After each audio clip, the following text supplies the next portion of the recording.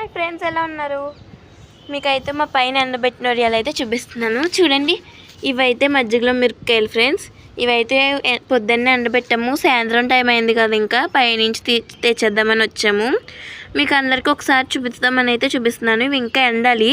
ఇవైతే ఎండినవి చూసారా ఎంత బాగున్నాయో. మొన్న ఇంకా పట్టాము. ఇవి అస్సలు ఏపుకుని తింటే ఉంటుంది ఫ్రెండ్స్. అసలు చిన్నపిల్లలు కూడా తింటారు, ఇష్టంగా తినొచ్చు. కారంగా ఉన్నాయి, కారంగా లేని కూడా ఉంటాయి, నార్మల్ స్పైస్ కూడా ఉంటాయి ఫ్రెండ్స్. మీకు అంటే కాబట్టి నెక్స్ట్ వచ్చేసి గుమ్మడొడియాలు చూపిస్తాను. ఇవైతే గుమ్మడొడియాలు ఫ్రెండ్స్. ఇది చూడండి మీరు, అసలు ఈ గుమ్మడొడియాలు చూడండి. ఇవైతే మేము నిన్నే పెట్టాము, ఇవాళ ఎండలో పెట్టాము, అందుకే ఇలా ఉన్నాయి. ఇంకా కొంచెం ఎండాలి. ఇవి చూడండి, ఇవి మొన్న పెట్టాం. ఇవి చూసారా ఎంత బాగున్నాయో.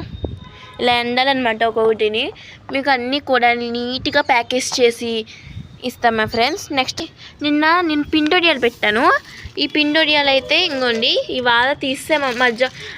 సాయంత్రం తీసేస్తాం, మధ్యాహ్నం కానీ అన్నాను కదా, తీస్తాం. ఇంకోండి చూడండి, ఇని చూసారా అస్సలు ఎంత వడియాలు.